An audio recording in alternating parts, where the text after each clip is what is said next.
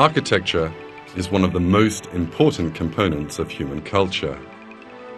Over thousands of years, different civilizations have built architectural wonders, each more striking than the next.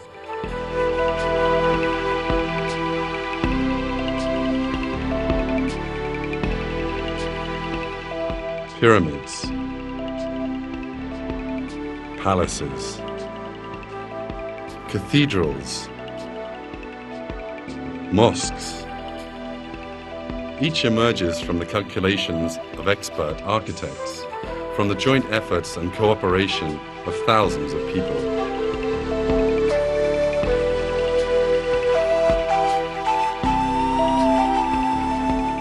Architecture is a field where the concepts of art and aesthetics imparted to mankind by God are exhibited. But did you know that there are architects in nature just as skilled as their human counterparts?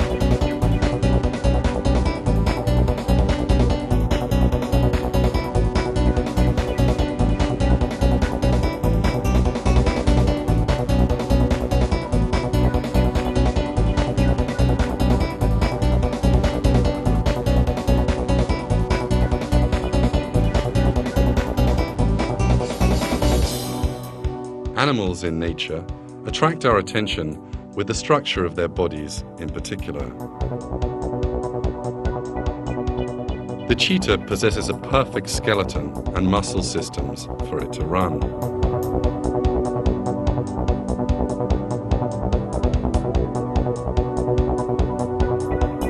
The eagle possesses the world's best aerodynamic design. The dolphin has a specially created skin and body so it can swim in the water.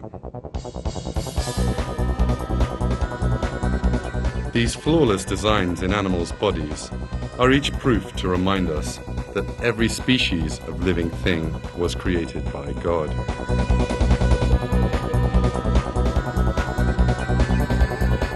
But possessing a perfect body is not enough. The animal also has to know how to use that body.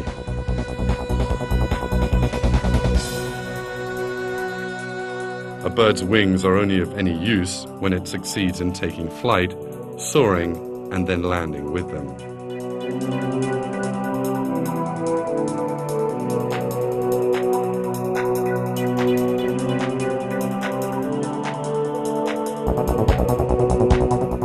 When we look at the living world through these eyes, we see a most interesting truth.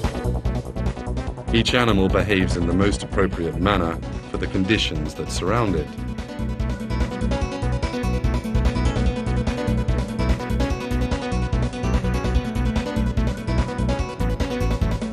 Furthermore, this behavior occurs right from the moment of birth. It takes only half an hour for a newborn antelope to stand up and run.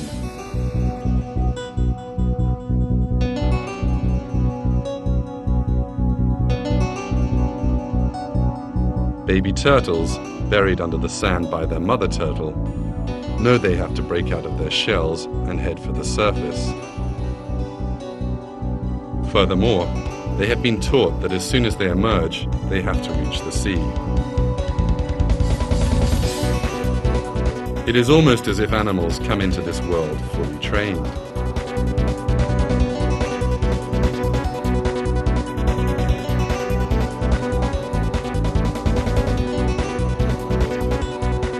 And the most amazing example of this amazing education animals have is the homes they so expertly build for themselves.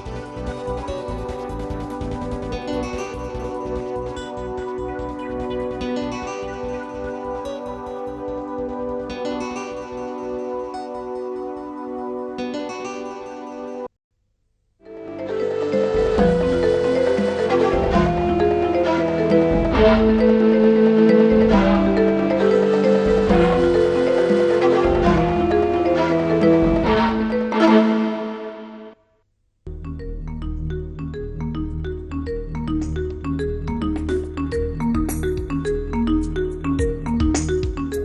you go into the country on a sunny day, the enchanting beauty of flowers draws your attention. When you examine the flowers a bit more closely, you come across another interesting creature. This is the honeybee, the most disciplined of nature's architects. Honeybees live in colonies and produce one of the world's most perfect foods, honey.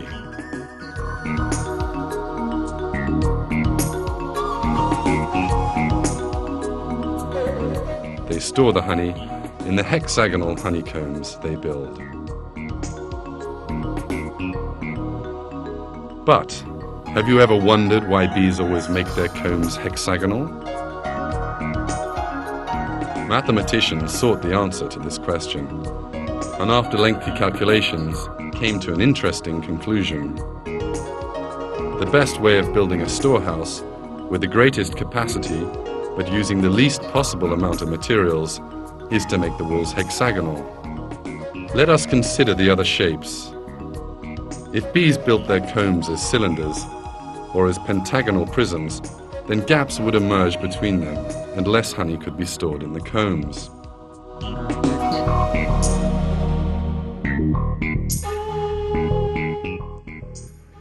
A honey store of triangles or squares could be built without leaving any gaps. But here mathematicians realized a crucial point. Of all these geometric shapes, the one with the shortest circumference is the hexagon. For this reason, although they cover the same area, less material is needed for hexagons than for squares and triangles.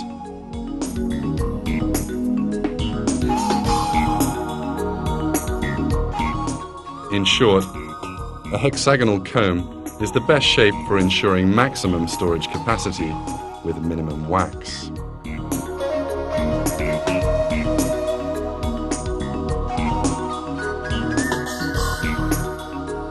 Another surprising fact about bees is their cooperation in building their combs.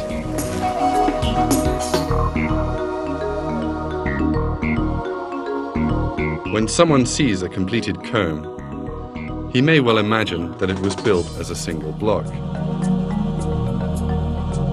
But bees actually start building their combs from completely different points. Hundreds of bees set about building the comb from 3 or 4 different places. They continue building until they meet in the middle. There is not the slightest imperfection at the juncture. Bees also calculate the angle of the individual cells to each other when building their comb. The back-to-back comb cells are always built at an angle of 13 degrees to the ground. That way, both sides of the comb slope upwards. This angle prevents the honey spilling out of the combs. Wherever we go in the world, honeybees manage this extraordinary architecture perfectly every time. And they do it in the depths of the hive, in pitch dark, where sunlight cannot reach.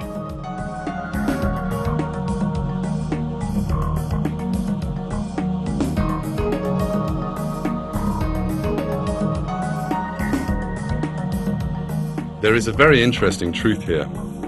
Bees exhibit these extraordinary characteristics from the moment they are born. They do not learn over time by observing the comb structure and direction. From the moment they open their eyes, they possess the skill. So who is teaching bees this architectural art?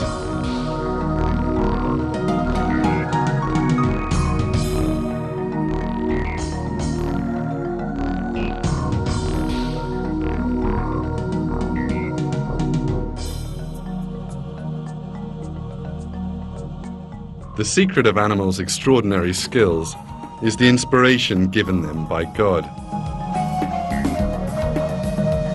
And this applies to all living things, not just the honeybee.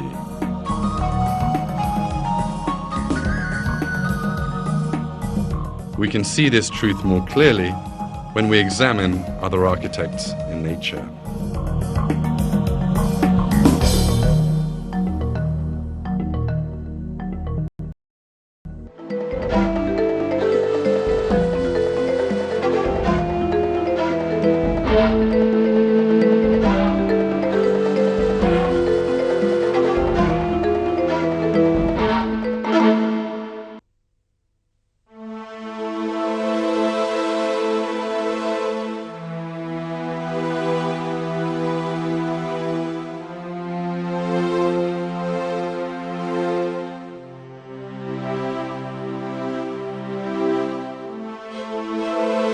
A short while ago, this small lake you see was a very different place. To be more accurate, there was no pond here at all until very recently.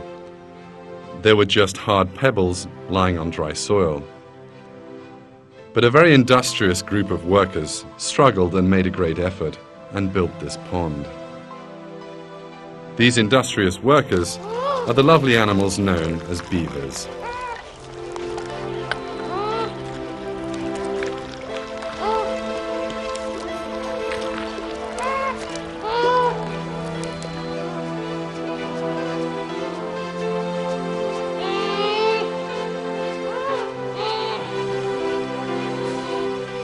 Beavers live together as one big family. Their homes stand at one side of the pond that they build through their own efforts. The beaver's story begins with a male and a female beaver moving off to make a new home for themselves.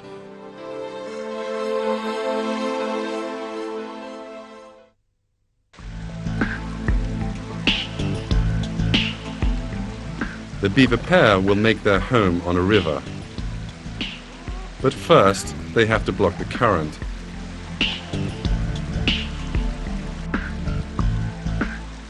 In order to do this, they employ the same method that man has been using for hundreds of years. They build a dam.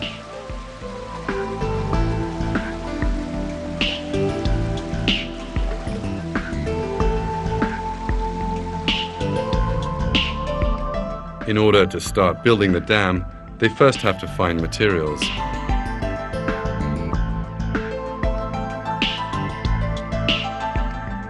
These consist of tree logs and branches. The beavers start working by going to forested areas beside the river.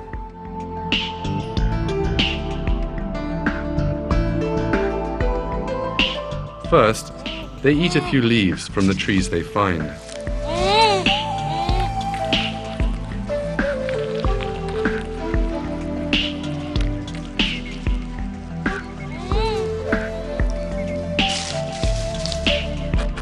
But their real task is to cut down the trees and push them over.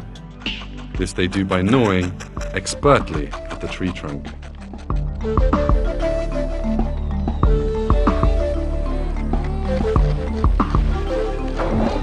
The interesting side of this is that they gnaw the trees in such a way that when the job comes to an end, the tree always falls in the direction of the water.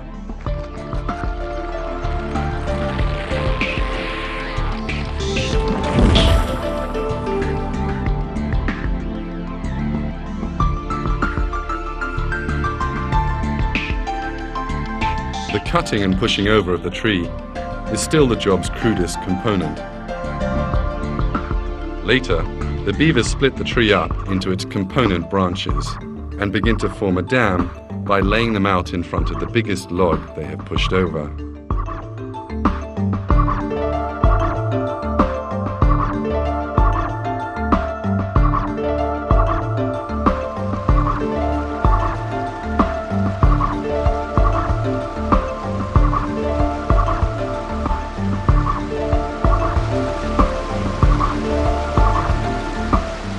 And all this time, the only tools they use are their paws and their mouths.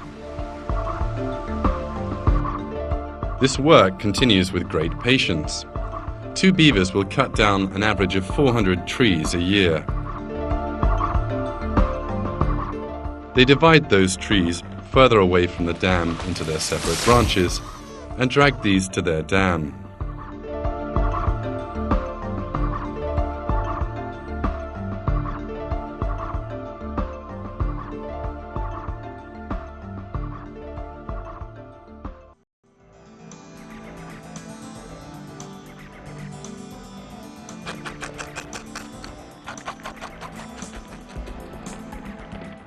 Beavers always use their front teeth when gnawing at the tree trunks or branches. As they use them all the time, these front teeth get worn down and break. But the beaver's jaw is created specially for this job. Its sharp front teeth keep growing, just like a person's nails. The Almighty God, who created beavers, also created their teeth for the job they would have to do. A beaver's body is created in such a way as to make it easier for them to swim in water.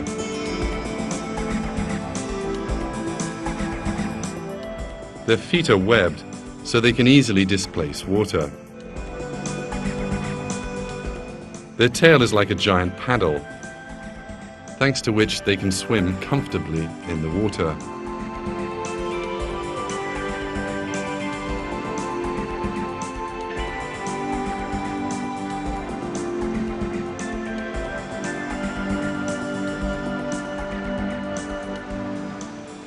The beavers continue their building with great zeal. They expertly arrange the large tree logs and the small branches and enlarge their dam a little more every day.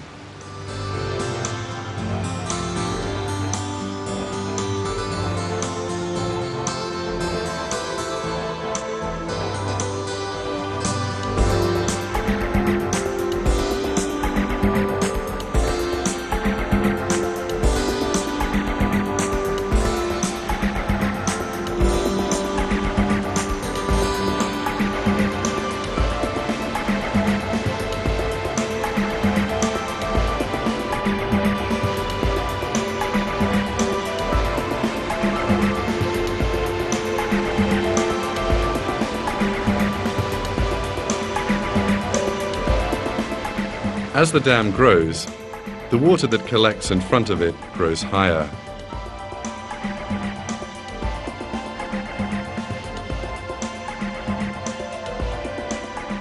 At the end of a few months of labor, a large pond forms behind the dam.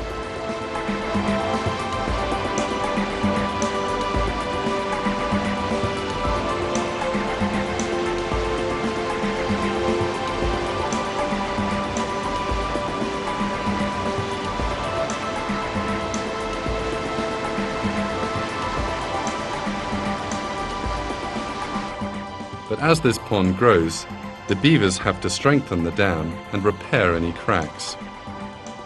They carry out this difficult task with great patience.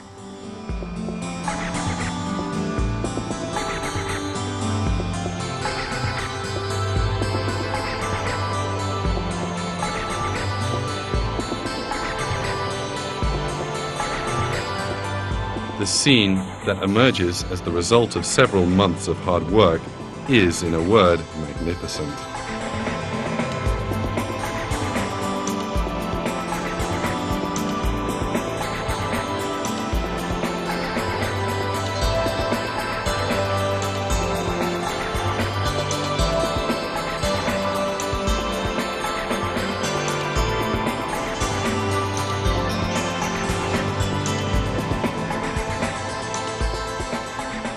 A real dam, resembling those made by man, has been formed. As you notice, beavers make their dams concave.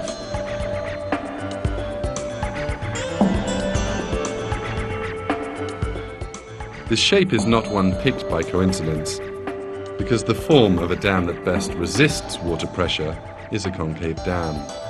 In fact, the modern hydroelectric power dams of our day are also built concave. In short, beavers possess the construction knowledge which man attains over time from the first day of their lives. So, Who gave them that knowledge?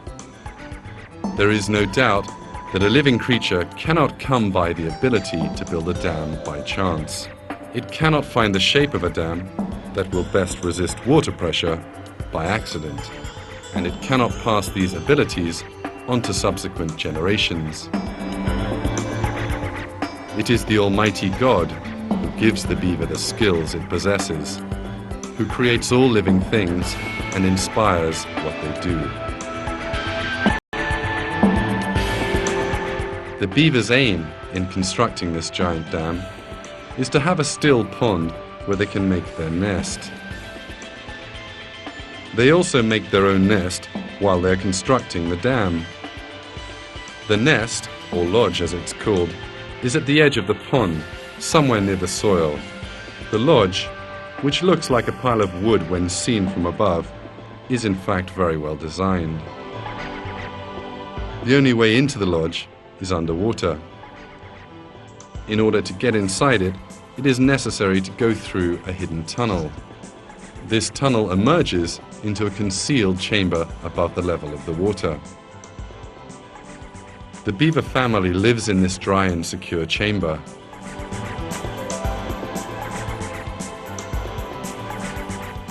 Some beavers build their lodge on 2 floors.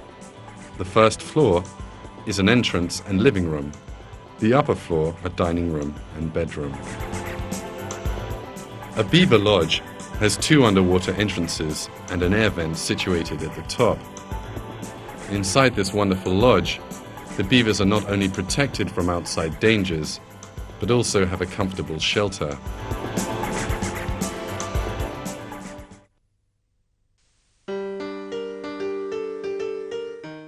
Their young open their eyes to the world inside the lodge.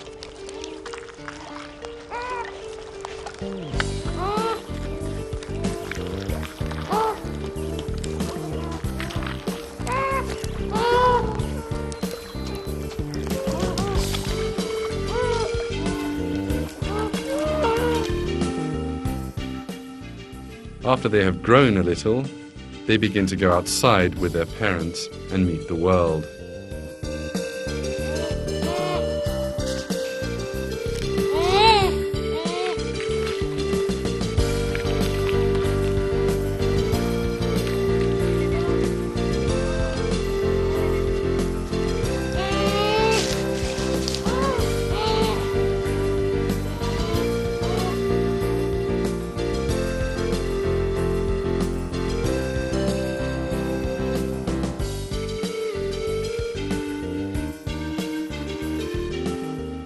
When they are tired from swimming, what they like best is to climb onto their mothers' backs.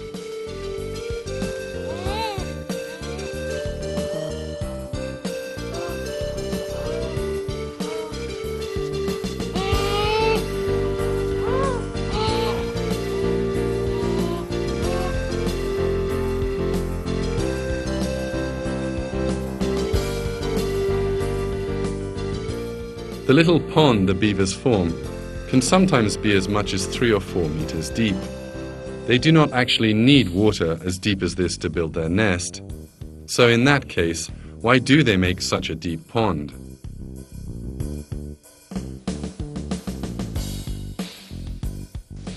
The answer to this question becomes apparent in winter.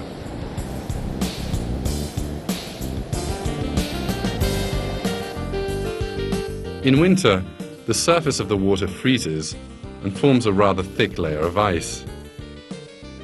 If the pond is not deep enough, it will freeze right down to the bottom, and the whole thing will turn into a block of ice, and this would destroy the beaver's power of movement. The beavers, as if they know this, try to make the small lake as deep as possible.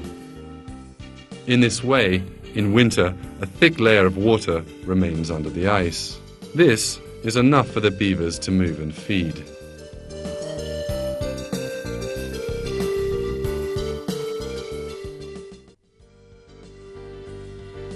When one considers this, it is clear that what beavers do is truly extraordinary. These small creatures manage to do something that most people could not do without special engineering training. So who is it that makes them do this? It is impossible to say that beavers are highly intelligent creatures.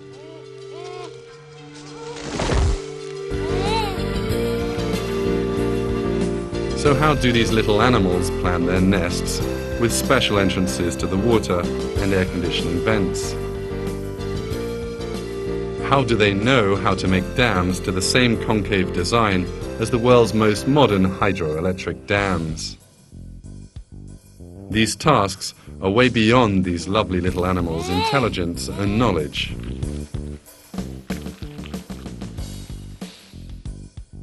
It is clear that there is a great power which makes them do what they do.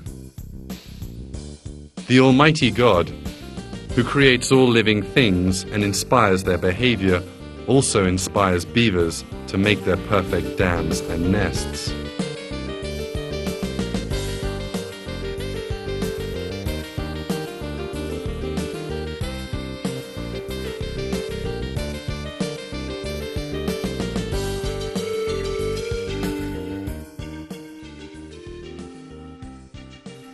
When we look at the other architects in nature, we can clearly see that each one is a miracle of creation.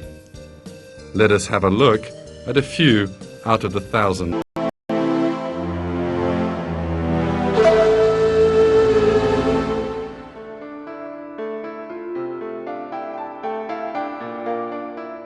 Termites are small insects resembling ants. They live in colonies and build giant nests for themselves. The building blocks of the nest are bricks made from soil, which worker termites make by using their saliva as mortar.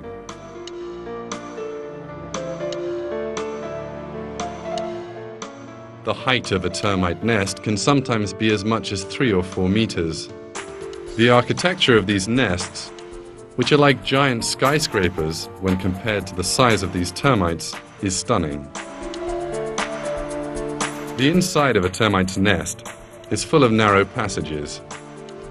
In the depths of these corridors, some 1.5 million termites work together in great harmony. When we look at a cross-section of a nest, we see that there is a special chamber for the queen, agricultural areas, storehouses, and air conditioning passages. The termites both see to the construction and repair of the nest, and also prepare to meet any potential enemies, as well as engaging in agriculture inside the nest by growing fungus. The survival of such a large population depends on one very important condition: the stabilization of the nest's heat and moisture balance. The solution to this problem is absolutely perfect. Parallel panels are built in the roof area of the termite nest. These panels, made of mud, absorb the moisture given off by the termites' bodies. This moisture evaporates with the heat inside and heads upwards through the nest's air conditioning channels. This evaporation both lowers the temperature of the nest and also ensures a continuous circulation of air. These panels in the termite nest perform a perfect air conditioning function.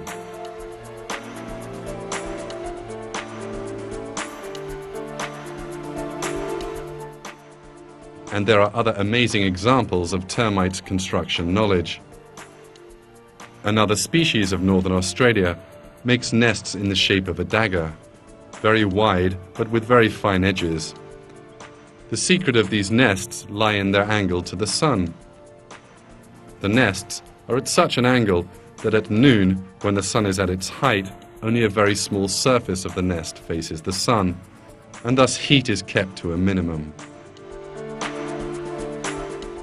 The same angle is employed in all these species' nests, with no mistakes. But the most striking feature of this subject is that the termites, which do all this wonderful building, are blind. So, how do these tiny creatures, which cannot see a centimeter in front of them, construct these giant towers based on fine engineering calculations? How do the 1.5 million termites in one nest manage such perfect cooperation? A famous British naturalist, David Attenborough, makes this comment on the question in one of his documentaries. Each worker places its pellet of mud in a position demanded by a master plan, though how they are able to do so, we don't begin to understand.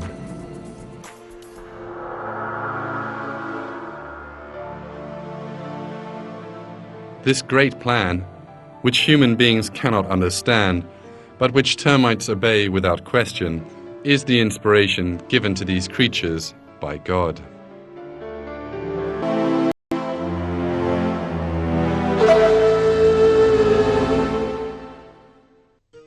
Another of nature's master architects are weaver birds, which build their nests by sewing blades of grass to one another.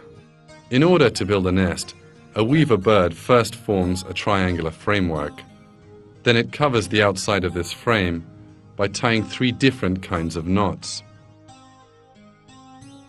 Each nest has a sound frame, walls, and an entrance.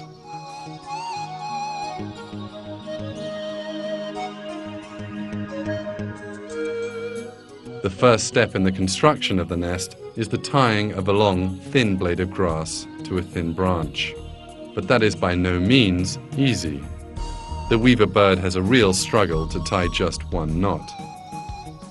It is very important for this first knot to be in the correct form. Otherwise, there will be no point in continuing with the construction of the rest of the nest. Because if the first knot is wrong, then the rest of the nest will all be wrong too, as they are all based on the first one. The knots multiply over time and take on the form of a hoop. The bird has to carefully calculate the dimension of the hoop it forms. The hoop has to be big enough for itself to enter, but small enough to keep other larger birds out. The bird gets the ideal size for the hoop right at once and every time.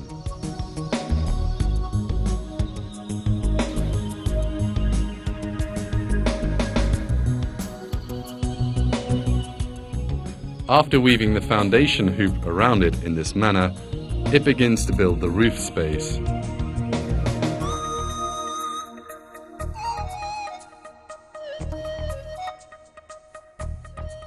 The technique weaver birds use to build their nests is the same as that used by human weavers.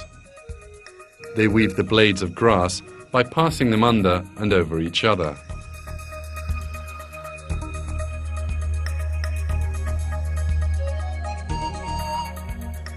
They employ this technique with great patience and eventually construct perfect nests. When one looks at the trees weaver birds live in, they look like giant cities made of hundreds of houses, not just a single one.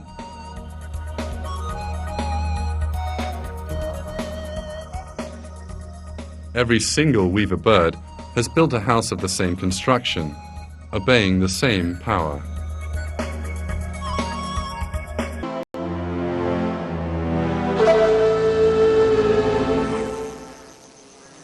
Another creature reminiscent of the honeybee with its architectural skill is the paper wasp.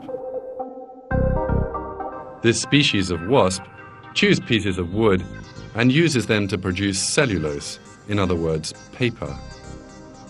Then it uses this paper to build itself a round nest.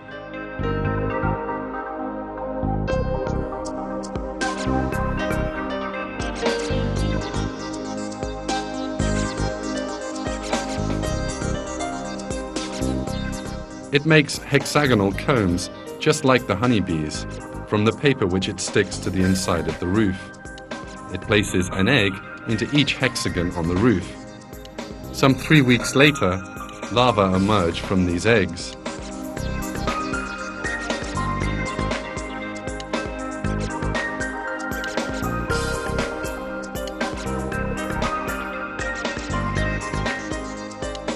These larvae demonstrate a surprising intelligence and close up the mouths of the comb. In this way, they avoid falling down under their own weight. After a few more weeks of growth, they emerge from their cells as adult wasps. The young wasps lose no time in throwing themselves into life. Every task they have to perform is inspired in them by their creator, God. The young enlarge the construction which their mothers began.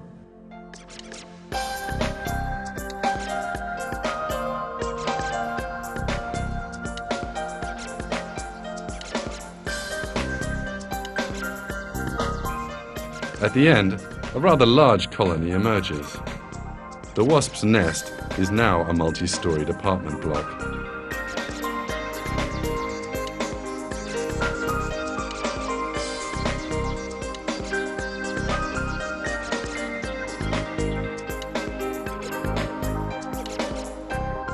Every wasp born here will abide by the letter to the inspiration given to it.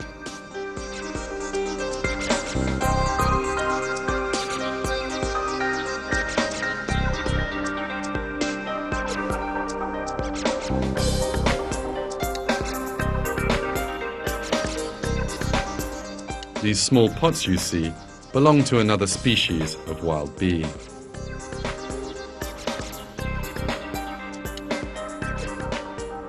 This wild bee makes a sticky mud by mixing its saliva with moist soil.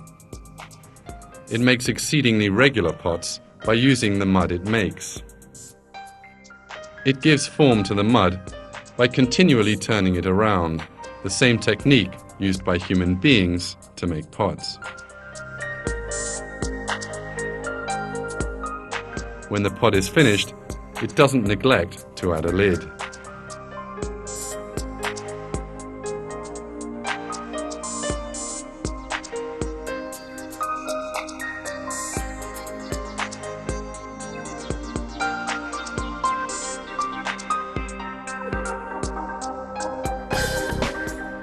When everything is ready, the bee turns its rear towards the mouth of the pot and leaves an egg inside. After adding some food materials to the pot, it seals the mouth up and flies off. The larva which hatches from the egg will later break the pot and emerge and start a life of its own. These are pots broken by the young and then abandoned. The young which emerge start to build perfect pots, just like their mothers did, and with no training. This wonderful craft they possess was inspired in them by God, their creator.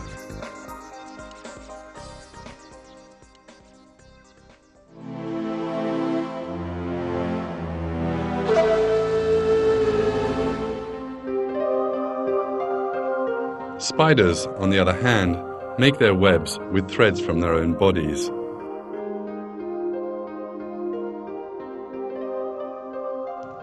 Spider thread is 5 times stronger than steel of the same thickness.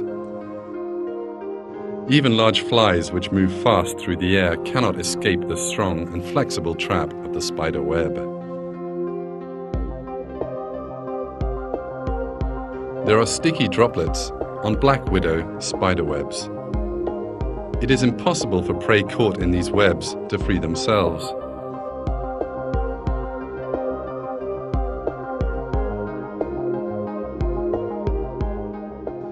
The spider's web is sticky, flexible, and amazingly strong.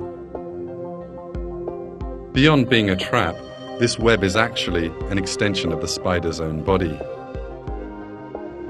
The spider feels the vibration of every prey that gets caught in the web and catches it without delay. The web is produced in the spider's hind quarters. It pulls the thread produced by a special organ with its legs. The sticky droplets on the surface of the thread are actually small bunches of thread. These open out when necessary and the web easily stretches.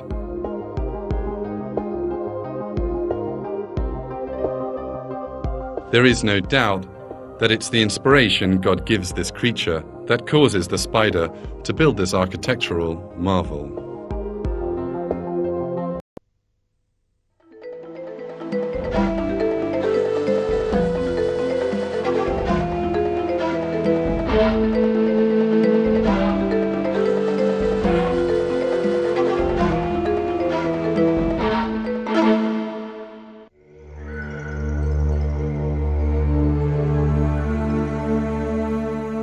19th century may go down in human history as the century of deceptions, because in that period, many philosophies with no scientific basis, such as Marxism, were imposed on mankind.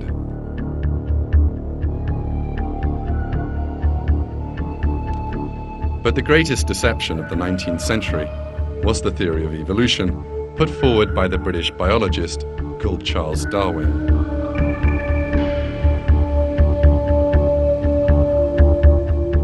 In his book, The Origin of Species, published in 1859, Darwin suggested that all living things in nature had come about as the result of blind chance. This theory appeared quite believable given the primitive level of 19th century science, and it was soon widely accepted.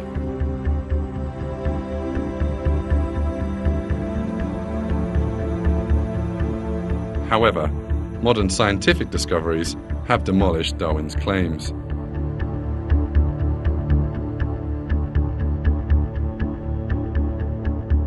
Paleontology, the science of fossils, shows that different living groups appeared on the Earth suddenly and underwent no evolution over hundreds of millions of years. Anatomy and biochemistry have proven that there are very complex structures in living things, and that these cannot come about by chance. And biological observations have revealed that nature does not possess the alleged mechanisms to transform species into one another. For these reasons, Darwinism today is a theory that has scientifically collapsed. Animals' intelligent behavior that we have observed in this film is another important fact that overturns the theory of evolution.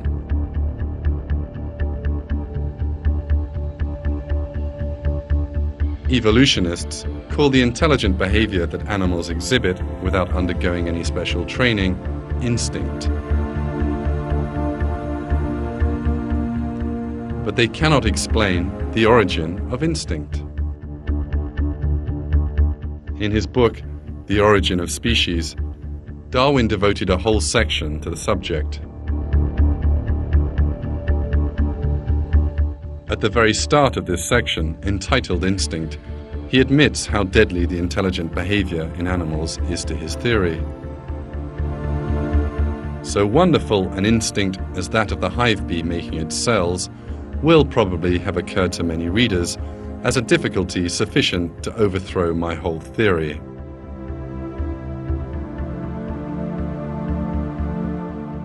Darwin was especially baffled by the architectural skills of the honeybee and asked himself, what shall we say to so marvelous an instinct as to that which leads the bee to make cells, which have practically anticipated the discoveries of profound mathematicians? The answer Darwin gave to this question was habit. He suggested that a living creature developed a habit over the course of its life, then passed this habit on to its offspring. Thus, an inherited instinct developed over time.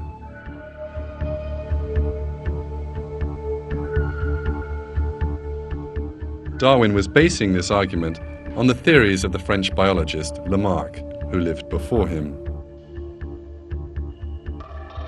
But the science of genetics, which developed in the 20th century, showed that Lamarck's theories were pure nonsense, and that no living thing can pass on a feature or a habit it has acquired during its lifetime to the next generation.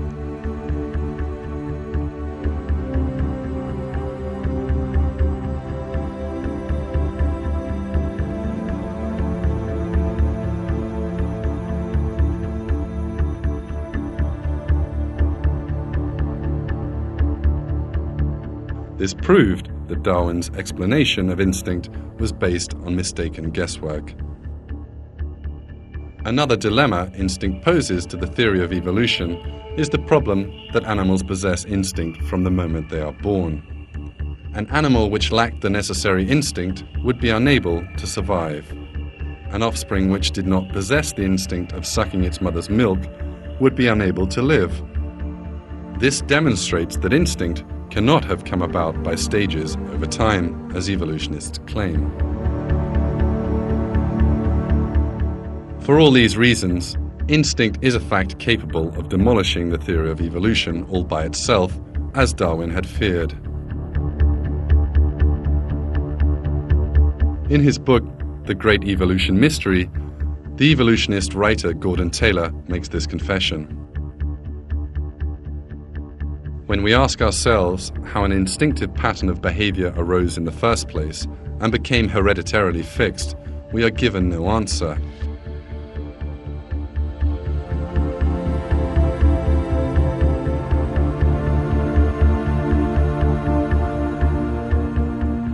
It is really impossible for evolutionists to explain where instinct comes from, because the source is not coincidences, as they think, but the inspiration God gives to living things.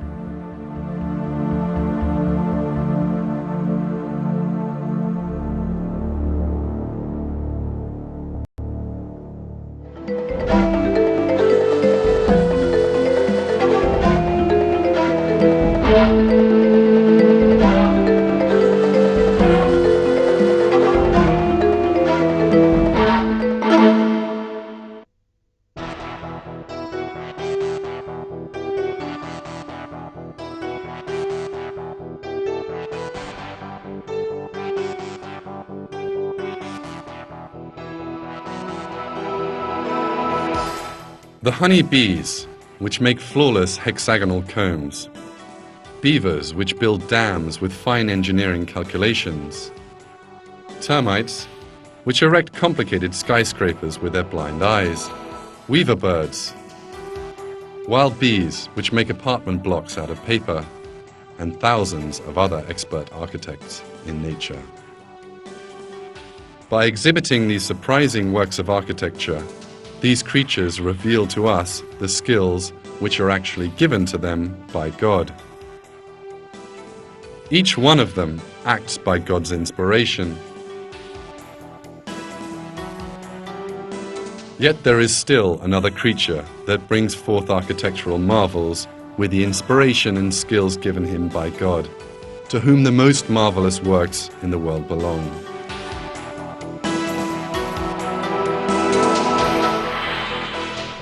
That creature is man.